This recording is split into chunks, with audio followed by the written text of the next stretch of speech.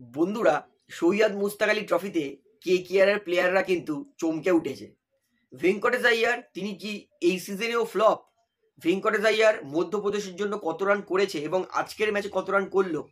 তার পাশাপাশি অভিষেক নায়ার কিন্তু আশায় কেকেআর এর ভালো দল গঠন হবে, তার কিন্তু ইঙ্গিত তিনি ডাব্লিউপিএল এই বুদ্ধির সঙ্গে দিয়েছে। ডাব্লিউপিএল এ অভিষেক নায়ার তিনি আউটস্ট্যান্ডিং দল গঠন করেছেন। তার পাশাপাশি ক্যামেরন গ্রিনকে নিয়ে সিএসকে ও কেকেআর এর মধ্যে লড়াই হবে।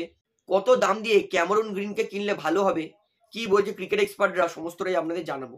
তাই বলতে পারি ভিডিওটা গুরুত্বপূর্ণ হবে, শেষ পর্যন্ত দেখবেন। এবং যারা চ্যানেল নতুন আছে সকলকে একটা অনুরোধ করে রাখবো, যেহেতু এখানে আপনারা খেলার সমস্ত রকম আপডেটস পেয়ে যাবেন, তারা অবশ্যই পাবলিক ভিউ কলকাতা চ্যানেলটিকে সাবস্ক্রাইব করে বেল আইকন প্রেস করে অল করে রাখবেন। তাহলে বন্ধুরা, সবার প্রথমে আপনাদেরকে বলি, সৈয়দ মুস্তাক আলী ট্রফিতে আজাঙ্কিয়া রাহানে বিধ্বংসী ব্যাটিং করে দেখিয়ে দিয়েছে যে তিনি এই সিজনেও কেকেআর এর জন্য ভালো ব্যাটিং করবে। প্রথম ম্যাচে তিনি মুম্বাইয়ের হয়ে রেলওয়ের বিরুদ্ধে 33 বলে 62 রান করেছেন, যার মধ্যে 5টা ছক্কা এবং 4টে চার কিন্তু ছিল। অর্থাৎ রাহানে তিনি কিন্তু প্লেয়ার অফ দ্য ম্যাচও পেয়েছেন তার বিধ্বংসী ব্যাটিং এর জন্য, ওপেনিং এর জন্য। অর্থাৎ আমি আশা করবো কেকেআর রাহানেকে ওপেনিং স্পটটা দেওয়া উচিত, কারণ লাস্ট সিজনেও মুম্বাইয়ের জন্য ভালো সৈয়দ মুস্তাক আলী ট্রফিতে ওপেনিং করেছিলেন, এই সিজনেও ভালো ওপেনিং করছেন। তো রাহানে তিনি কিন্তু ভালো ফর্মে আছেন, কেকেআর এর জন্য ভালো পজিটিভ দিক। রাহানে ফর্মে থাকা মানে কেকেআর এর টপ অর্ডার রান পাবে, অর্থাৎ রাহানে ভালো ফর্মে আছে। অনুকূল রয়, অনুকূল বেবি, রিঙ্কু সিং এর কথা অনুযায়ী অনুকূল রয় তিনিও কিন্তু প্রথম ম্যাচে আউটস্ট্যান্ডিং একটা অলরাউন্ড পারফরমেন্স দিয়েছেন।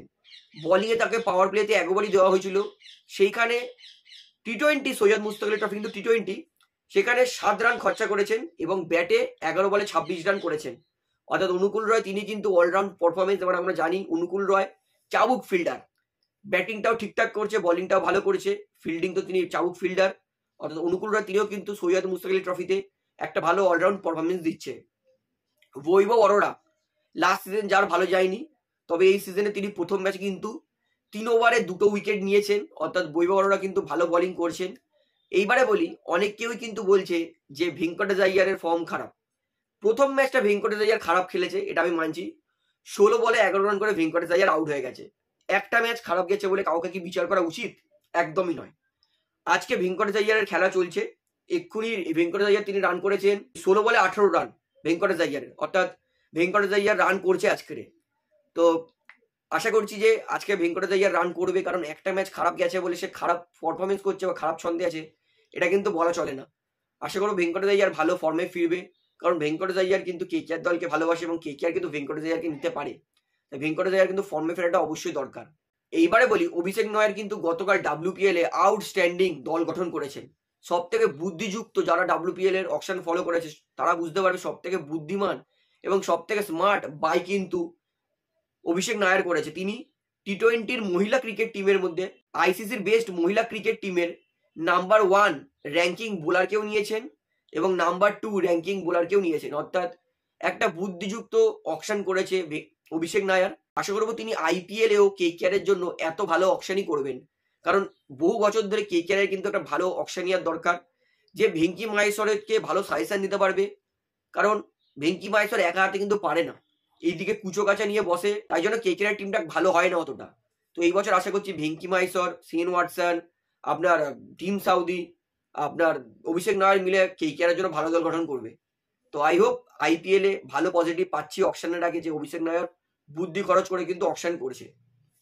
এইবারে আপনাদেরকে লাস্ট আপডেট দিই, ক্রিকেট এক্সপার্ট মোহাম্মদ কাইফ তিনি কিন্তু মনে করছেন যে ক্যামেরন গ্রিনের জন্য ঝাঁপাতে পারে সিএসকে আর কেকেআর। বলছে এই দুই দলেই একটা ম্যাচ ফিনিশার দরকার, একটা অলরাউন্ডার দরকার। তাই সিএসকে এর কাছেও 42 কোটির কাছাকাছি পার্স বেঁচে আছে, কেকেআর এর কাছে 65 কোটির কাছাকাছি পার্স বেঁচে আছে। তাই ক্যামেরন গ্রিনের জন্য এই দুই দল লড়াই করবে, এতে কোনো সন্দেহ নেই। তো মোহাম্মদ কাইফ বলছে যেহেতু সিএসকে কেকেআর দুজনেরই চাহিদা একটা ভালো ফিনিশার এবং একটা অলরাউন্ডার, তাই ক্যামেরন গ্রিনের জন্য কিন্তু এই দুই দল মিনিমাম 20 কোটি অব্দি পৌঁছাবে। অর্থাৎ মোহাম্মদ কাইফ বলছে ক্যামেরন গ্রিনকে নিতে গেলে কিন্তু কোনো একটা দলকে 20 কোটির মতো হিউজ অ্যামাউন্ট খরচ করতে হবে। তো আমি বলবো ক্যামেরন গ্রিনের জন্য 20 কোটি ফেয়ার এনাফ, কারণ তিনি বলও করতে পারেন, ফিনিশিংও করতে পারেন, লম্বা ভালো ফিল্ডারও আছেন, তাই ফেয়ার। তো ক্যামেরন গ্রিনের জন্য কিন্তু বলছে মোহাম্মদ কাইফ কেকেআর আর সিএসকে বিট করবে, দুজনের কাছে হাই পাওয়ার্স আছে। তো দেখা যাক ক্যামেরন গ্রিনকে কে নেয়। তো আমি মনে করছি কেকেআর কিন্তু ক্যামেরন গ্রিনকে নেওয়ার সুযোগ বেশি, কারণ রাসেল সিএসকে তে কিন্তু যেতে পারে, সিএসকে এর কাছে সেকেন্ড অপশনও আছে।